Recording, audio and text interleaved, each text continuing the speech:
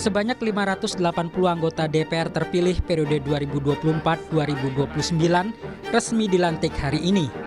Kini yang ditunggu adalah siapa yang akan menjadi Ketua DPR RI. Ketua DPP PDI Perjuangan, Said Abdullah, mengaku sudah mendapatkan bocoran informasi soal nama-nama pimpinan DPR RI periode 2024-2029. Ia menyebut posisi Ketua DPR akan kembali diduduki oleh Puan Maharani dari PDI Perjuangan sebagai fraksi dengan perolehan kursi terbanyak di DPR. Kalau pimpinan DPR insya Allah yang pertama ketuanya Mbak Puan. Ya, kemudian wakilnya? Saya dengar kalau dari Gerindra insya Allah Bapak Dasko, Profesor Dr. Sufmi Dasko Ahmad. Kalau dari PKB yang saya dengar Pak Reza, yang Faisal Reza ya Pak? Faisal Reza, betul, mantan Ketua Komisi 6. Kalau dari Nasdem, kalau tidak keliru pendengaran saya, itu Saan Mustafa. Kemudian dari Golkar, teman saya dari Jawa Timur, Adis Kadir. Itu yang saya dengar. Ketua Harian Partai Gerindra Sufmi Dasko Ahmad menyebut penentuan formasi pimpinan DPR periode 2024-2029 tetap mengacu pada Undang-Undang MPR, DPR, DPD, DPRD atau Undang-Undang MD3. Undang-Undang MD3 mengatur pimpinan DPR terdiri dari 1 ketua dan 4 wakil ketua yang berasal dari partai politik dengan urutan perolehan suara terbanyak di DPR. Ya kan, kalau lobby-lobby pimpinan untuk DPR kan harusnya kita mengikuti undang-undang saja, dan itu nanti pimpinan DPR akan diutus oleh masing-masing partai yang mempunyai suara terbanyak 1 sampai dengan 6, begitu. Demikian. Berdasarkan Undang-Undang tentang MPR, DPR, DPD, dan DPRD atau Undang-Undang MD3, kursi Ketua DPR akan diisi anggota DPR dari partai politik yang memperoleh kursi terbanyak di DPR RI. Undang-Undang MD3 juga mengatur 5 kursi pimpinan DPR akan diisi oleh 5 partai politik dengan perolehan kursi terbanyak di DPR. Pada konteks tahun ini, PDI Perjuangan memperoleh jumlah kursi terbanyak 110 kursi. Kemudian Partai Golkar dengan 102 kursi, disusul Partai Gerindra dengan 86 kursi. Selanjutnya Partai Nasdem dengan 69 kursi dan Partai Kebangkitan Bangsa yang memperoleh 68 kursi. Direktur Eksekutif Carta Politika Yunarto Wijaya memprediksi pemilihan Ketua DPR RI tidak akan menimbulkan gejolak. Menurutnya, Puan Maharani akan terpilih menjadi Ketua DPR RI. Yunarto berharap DPR tetap menjalankan fungsinya sebagai lembaga yang mengawasi pemerintah. Dalam konteks demokrasi guyup istilah Pak Prabowo akan adem-adem saja. Tapi dalam konteks demokrasi check and balances ada pertanyaan besar. Kalau PDI Perjuangan juga masuk, berarti 100% anggota parlemen itu adalah pendukung pemerintahan Prabowo Gibran. Pertanyaannya lalu bagaimana kemudian fungsi pengawasan tetap bisa berjalan. Oke. Siapapun yang nanti duduk di kursi pimpinan Dewan, masyarakat menunggu kinerja DPR sesuai dengan amanah besar yang telah diberikan rakyat. Tim Liputan Kompas TV.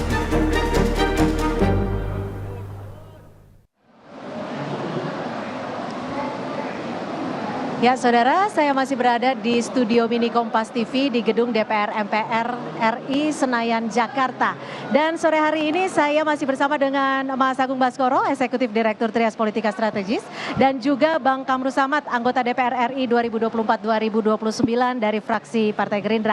Halo Bang, apa kabar? Selamat sekali lagi. Terima kasih Mbak Kerstin. Ya, Bang Kamrus, ini udah ditentukan belum siapa yang dipilih sebagai Ketua DPR RI yang baru 2024-2029? Untuk Ketua DPR saat-saat ini adalah saat penentuan untuk posisi pimpinan DPR. Tadinya sidang paripurna jam 19 hari ini, tapi dimajukan menjadi 16.30. Dan agendanya adalah pengesahan pimpinan DPR karena sudah diamanatkan sesuai dengan Undang-Undang MD3 yang mengatur tentang susunan pimpinan DPR, di mana disesuaikan dengan perolehan jumlah kursi. Suara terbanyak. Suara terbanyak, sehingga di sidang paripurna ini adalah salah satu tugasnya mengesahkan komposisi pimpinan DPR sekaligus mengambil sumpah. Oke. Mengambil sumpah Ketua DPR oleh Ketua Mahkamah Agung sore hari ini. Oke. Iya. Jadi artinya Ketua DPR akan kembali diamanatkan kepada Mbak Puan Maharani. Betul. Itu sesuai dengan amanat Undang-Undang MD3 bahwa partai politik pemenang suara terbanyak berhak mengajukan kadernya sebagai Ketua DPR. Dan kita dengar bahwa Ketua DPR yang periode yang lalu akan kembali ditugaskan oleh partai asal beliau. Begitu, Mbak. Oke, ada juga 4 wakil ketua pimpinan DPR akan memimpin 5 tahun mendatang. Iya. Ini siapa aja bocorannya, Bang? Kalau dari Gerindra juga kita sudah tadi rapat fraksi dan Pak Prabowo sudah mengajukan surat resmi yaitu Profesor Sukmi Dasko Ahmad sebagai Wakil Ketua DPR dari unsur Partai Gerindra. Oke, ada bocoran dari Partai Golkar, PKB, Nasdem? Nah, kita tunggu dalam 30 menit ke depan, Mbak Christine. Oke, Iya. jadi artinya ini masih perwakilan parpol masih rapat ya? Untuk Ya, menentukan saya kira wakil-wakilnya? di masing-masing internal sudah selesai, saya kira tinggal pengajuan nama resmi di sidang paripurna DPR pertama. Oke. 2024-2029 ini. Baik. Dan saya juga masih akan menunggu kehadiran dari Bang Said Abdullah, anggota DPR RI terpilih 2024-2029 dari PDI Perjuangan. Bang Said bisa bergabung ini tokoh bersama. kita, Bang Said yang kita tunggu-tunggu. Iya. Apa kabar Bang Said? Terima kasih sudah menyediakan waktunya di Ketua. Kompas TV. Siap, silakan. Monggo duduk, Bang. Oke, jadi sudah hampir dipastikan Mbak Puan Maharani terpilih kembali menjadi menjadi Ketua DPR RI 2024-2029 ya, Bang ya. Jadi dilantik jam berapa nih? Ditetapkan jam berapa nih nanti? Yang pertama saya ingin sampaikan bahwa institusi ini, DPR ini menjaga marwah dirinya. Apa marwah dirinya? Mempertahankan MD3 untuk tidak diutak-atik. Itu kesepakatan semua fraksi. Oke. Dan saya mau ucapkan terima kasih untuk itu. Dan atas dasar itulah kenapa kemudian pemilihan penetapan pimpinan DPR RI hanya diperlukan rapat 31 menit selesai. Oke, 31. Alasannya tapi kalau tadi kan terjadwalnya pukul 19.00 waktu Indonesia Barat ya Bang ya. Ini Betul. dimajukan hampir 3 jam sebelumnya. Kami majukan karena kami ingin memberikan kesempatan seluas-luasnya kepada kawan DPD untuk merampungkan segala satunya sehingga tidak mengganggu nanti jadwal pelantikan MPR RI 2 hari lagi. Oke, untuk wakil-wakil yang nanti akan membantu Mbak Puan, ada bocoran nggak dari partai PKB, Nasdem, dan juga Golkar? Nah, memang Nama-namanya siapa? Tadi pagi saya sampaikan agak meleset satu, ada pergantian. Yang pertama Wakil Ketua Pak Dasko. Ya. Kemudian yang kedua itu Bapak Adis Kadir. Ya.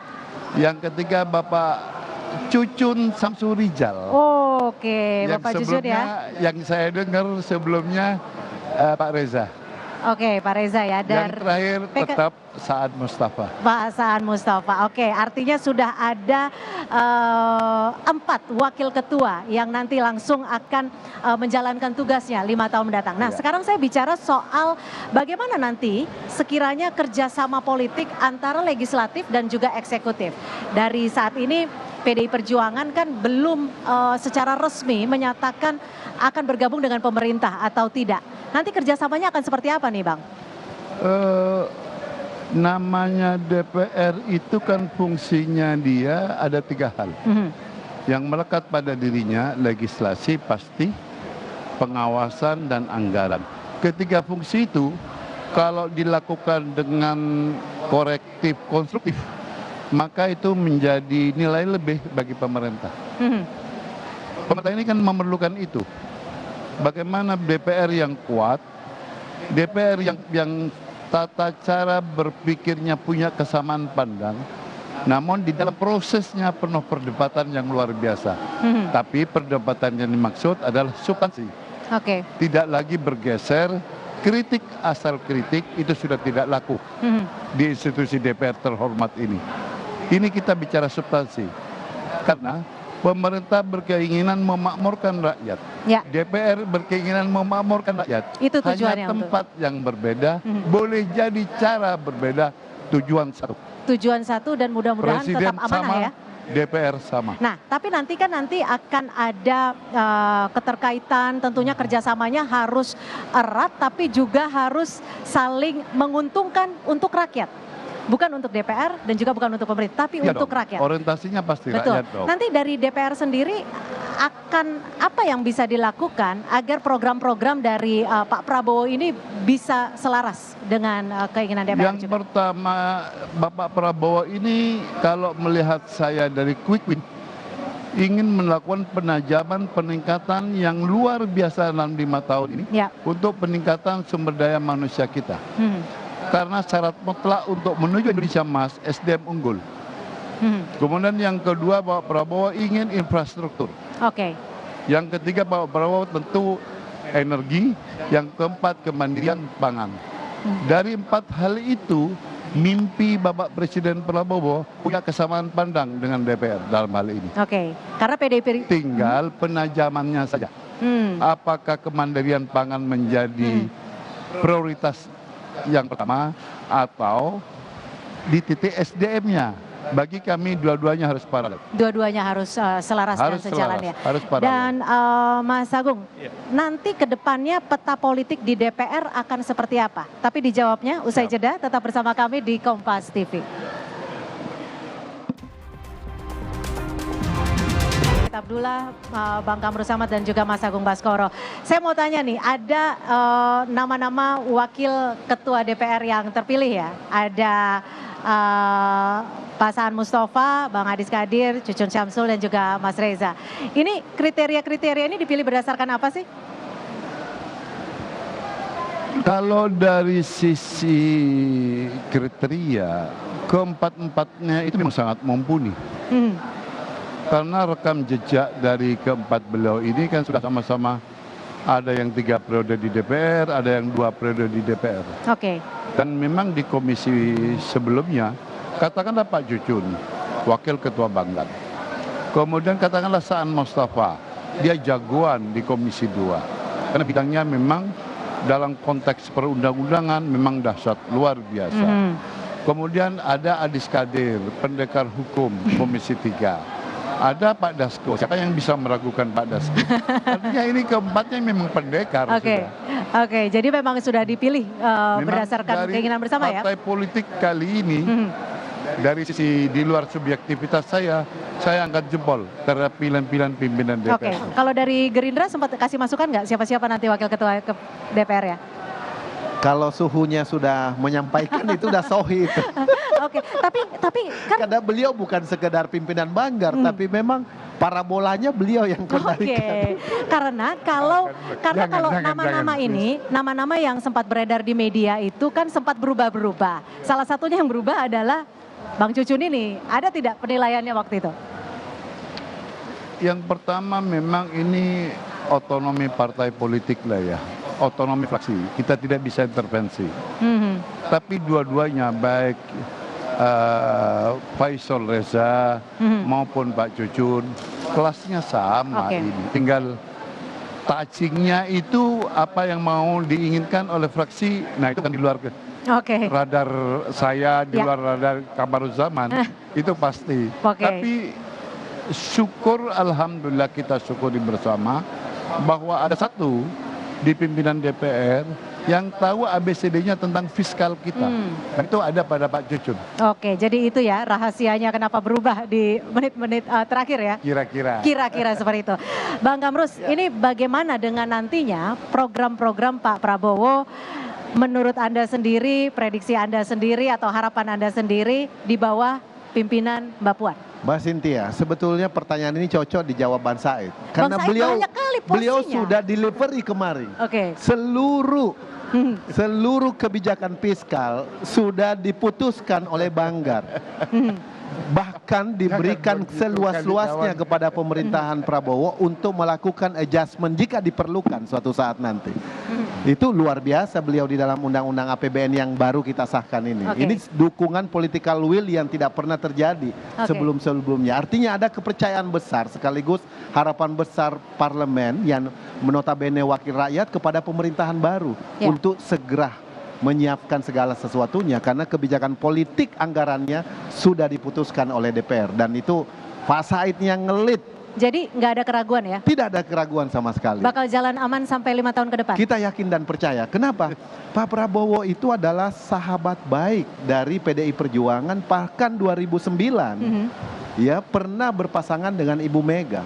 Dan dalam banyak pidato-pidato Prabowo selalu mengutip banyak sekali nilai-nilai ideologi dari Bung Karno dalam membangun etos kejuangan. Jadi jelas sekali saya kira. Oke. Nah, sekarang bagaimana tinggal memulai kerja besar ini untuk Indonesia. Jadi Begitu, masuk tidak masuk ya ke pemerintahan, Partai Gerindra sendiri sudah yakin Mbak Puan sebagai Ketua DPR akan sejalan dengan pemerintahan akan Prabowo? sejalan. Bahkan pemimpin anggaran di DPR dipercayakan kepada PDI Perjuangan oleh koalisi partai, bukan oleh cuma Partai Gerindra.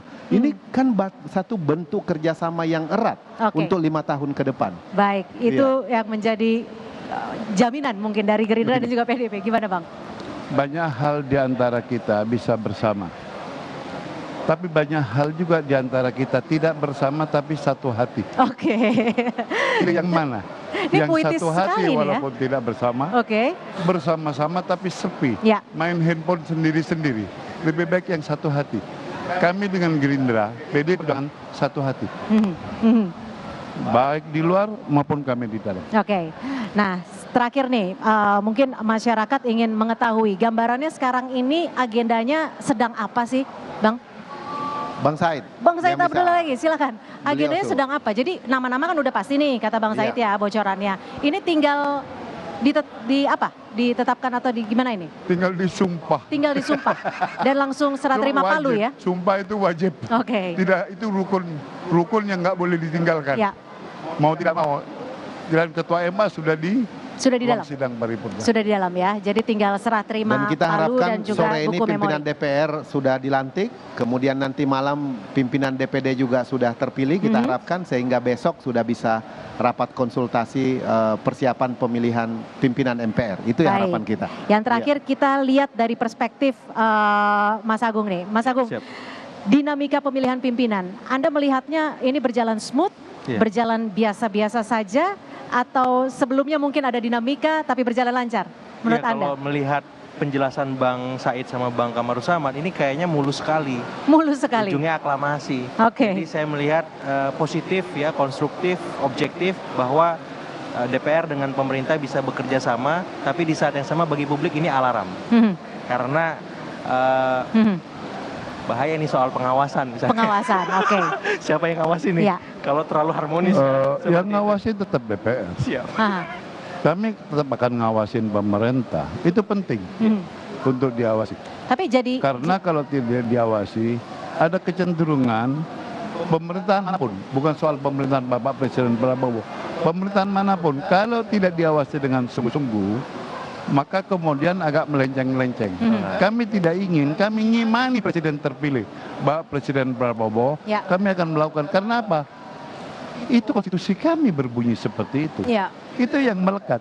Bahkan kawan Gerindra pun akan ngawasi juga mitranya. saling mengawasi. Tidak mungkin tidak. Aha. Kan tidak mungkin kawan Gerindra begitu duduk, dukung, capek juga lama-lama. Agak tenang saya kalau Agak gitu. tenang. Tapi Kawasan itu Mas Agung, jangan kalau- sampai jangan ada pikiran dari publik Iya. bahwa DPR tidak kritis, DPR kemudian tingkat pengawasannya akan rendah karena bersama-sama teman yang baik itu saling mengingatkan. saling mengingatkan dan menegur jika salah ya. Iya Oke. dong. Mas Agung, kalau melihat adem begini, Iya. kira-kira bakal adem selama 5 tahun ke depan nggak sih? Nah itu tunggu dulu.